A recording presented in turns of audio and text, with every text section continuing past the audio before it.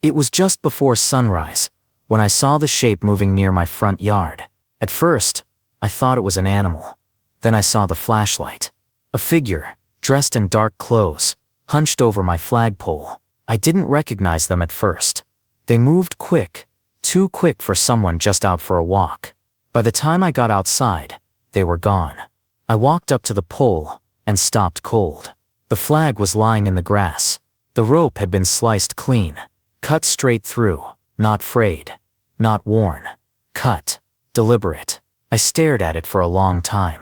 My chest felt tight, like someone punched me from the inside. That flag wasn't just fabric. It meant something. It was the first thing I raised when I moved into this neighborhood. It stood for family, for service, for sacrifice. I served. I bled. Friends of mine didn't come home. That flag was for them too. Now it was face down in the dirt. At first, I thought it was just a prank. Maybe some bored teenager messing around. But the clean cut, the timing, it didn't sit right. And then I noticed something else.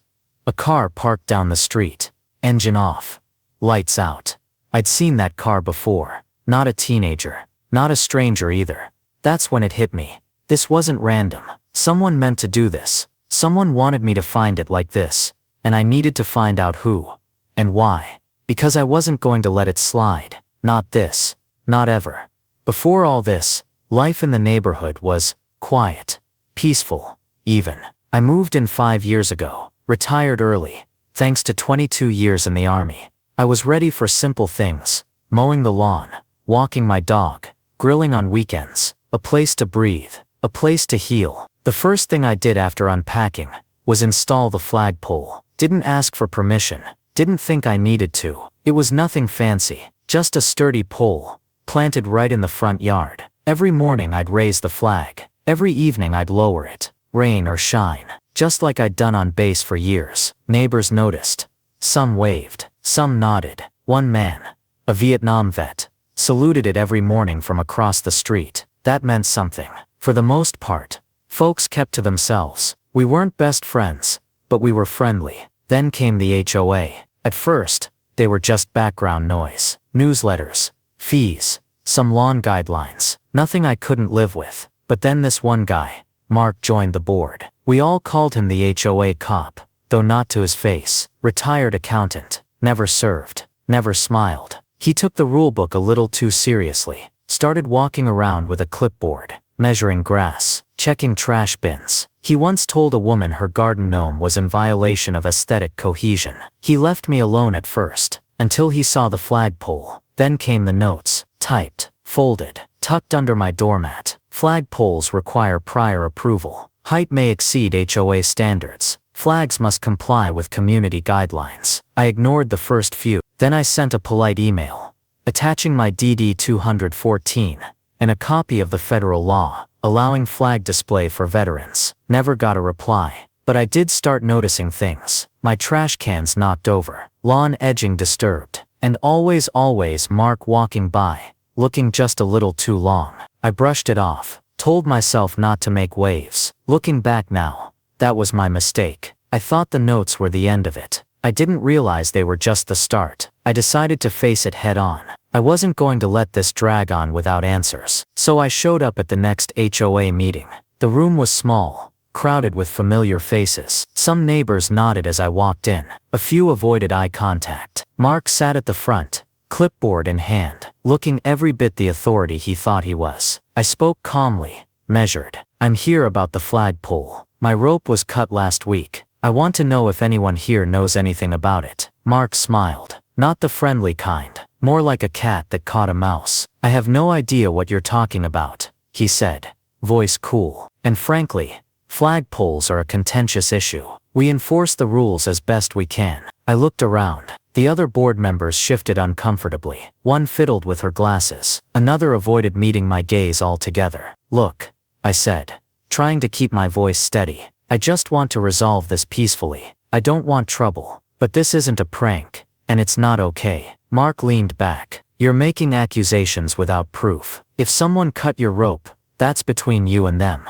We don't police the neighborhood. The room went quiet. I could feel the weight of eyes on me. Some curious, some clearly uncomfortable. I pulled out my phone. I'm starting to document everything from now on. Any incidents, any notes, because I won't stand for this. Inside my mind flashed back to those years in the army. Drill sergeants shouting, long nights on watch, discipline drilled into my bones. I don't start fights, I thought, but I finish them. Mark smirked like he had already won, but I knew better. The tension was thick, but I left that meeting with something new, resolve. From that day, I recorded every interaction, every strange note slipped under my door, every glance Mark threw my way. I wasn't going to be caught off guard again. I was ready for whatever came next. A few days later, a neighbor knocked on my door. She looked uneasy. Hey, she said. I think you should see this. She handed me her phone. I pressed play. There it was, clear as day. The HOA cop, Mark. He was sneaking into my yard after dark, carrying a small knife. He crept to the flagpole, crouched, and without hesitation, sliced through my rope. Then he walked away, just as calm as if it was nothing. I felt my chest tighten. Betrayed. Anger burned in my gut, but I didn't shout, didn't storm to the board. I stayed calm. I had the proof I needed. I called a lawyer the next morning, explained the situation, showed the video. Is this criminal? I asked. No, he said. This is a civil matter. Cutting your rope is vandalism. Yes, but without damage to property or physical trespassing.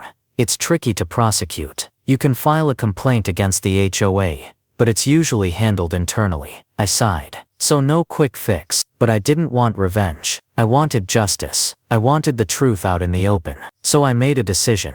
I wasn't going to fight with words or lawsuits. I was going to show them I wasn't backing down. I was going to raise that flag. And not just raise it. I was going to do it in a way they'd never forget. But first, I needed a plan. One that would make sure the whole neighborhood and the HOA saw exactly what I stood for. I sat on my porch that night, staring at the flagpole. The rope still lay on the ground, cut like a line drawn in the sand. Then a thought came to me. Back when I was in the army, airborne training was some of the toughest stuff I ever did. We learned to climb, rappel, and move through tight spaces. Precision, patience, and nerves of steel. I'd spent hours hanging off ropes, mastering knots, and trusting my gear. What if I could use that? What if I didn't have to rely on the flagpole rope at all? What if I just climbed the pole myself, harness and all, and raised the flag, right in front of the whole neighborhood? The idea lit a fire inside me. I called my friend Dave,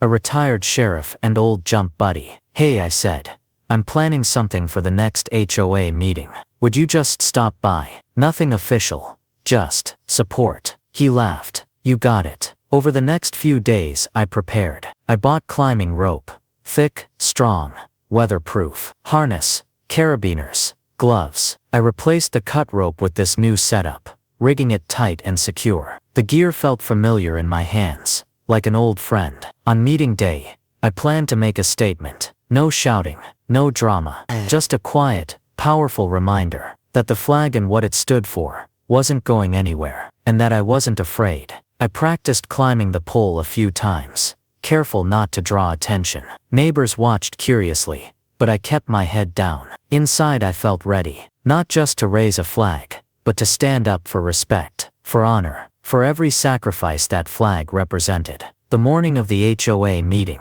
I packed my gear, double-checked everything, and waited for the right moment. Dave promised he'd be there, but he wouldn't say exactly when. I knew one thing for sure. This time they wouldn't be able to ignore me. The day of the HOA meeting arrived, and the neighborhood gathered in the small community hall, like it was the Super Bowl of petty arguments. I saw familiar faces, neighbors I barely knew, the usual HOA board, and of course Mark, the HOA cop, looking smug as ever. I was ready. When it was my turn to speak, I didn't say a word. Instead, I walked out of the hall toward my house. People murmured. Some followed with their eyes. Others whispered. I came back, but this time wearing full climbing gear. A harness, gloves, a helmet, and the thick rope I'd bought. The room went silent. Mark's eyes narrowed. I didn't speak. I didn't explain. I just walked over to the flagpole outside, clipped myself in, and started to climb.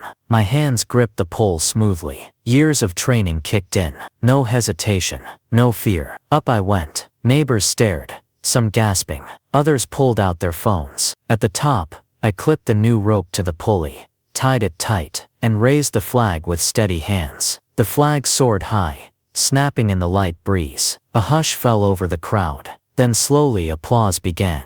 Soft at first, then growing louder. Mark stormed outside, red-faced. "You can't do that," he shouted. I stayed calm, still clipped to the pole. That's when Dave, my friend and retired sheriff, stood up from the crowd. "Mark," he said firmly. "He has every legal right to raise his flag. There's no rule being broken here." Mark turned, furious. "This isn't over." Dave shook his head. "You're the one making it a problem." Then Dave looked at me and nodded. "I'm a veteran too, and I respect what you've done here today." The crowd murmured approval. In that moment, something shifted. Mark's authority was broken. The HOA cops' power over the neighborhood began to crumble. Because sometimes, it's not about fighting fire with fire. It's about standing tall, calm, and letting the truth fly high. And that day, the flag did just that. After that day, Mark didn't give up. He tried to retaliate, sent more letters, filed complaints against me for disturbing the peace, tried to rally the board to take action. But nothing stuck. Mark tried everything he could think of. He filed complaints about noise, claimed I was violating obscure HOA codes, even accused me of creating division in the community. It was grasping at straws, and everyone could see it. But that didn't stop him from trying. What he didn't count on was that Dave wasn't just my old army buddy anymore. He was the law. And Dave took the video footage seriously. He didn't shrug it off. He didn't say let it go. No, he looked me dead in the eye and said, "That's vandalism. Plain and simple. You have a right to that flagpole," he added. And what he did, that's a criminal act. Dave opened a formal investigation.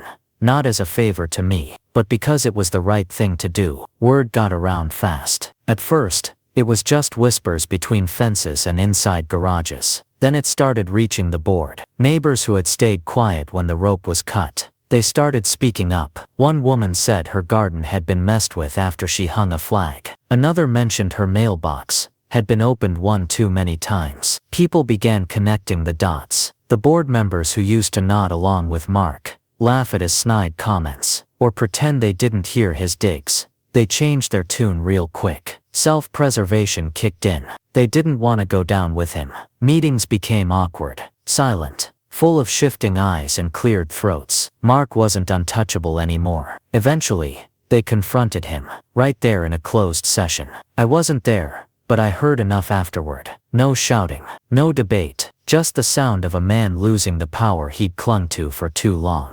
They voted to remove him. Just like that. No more HOA cop. Just a man with a clipboard, and nowhere left to point it. Just a quiet neighborhood, ready to heal. That's what it became. The tension that had once hung in the air like smoke started to lift. People began looking each other in the eyes again. The awkward silences faded. The judgmental glances softened. It didn't happen overnight, but it happened. Slowly, things changed. One house put out a small flag in the window. Then another placed one in the flower bed. Soon it wasn't just me raising a flag anymore. People started flying their own. Some the stars and stripes, others with personal meaning. I saw POWMIA flags, state flags, even flags with simple messages, like welcome or peace. Each one meant something. Not all of them were about service. Some were about identity, family, belonging. But they all said the same thing.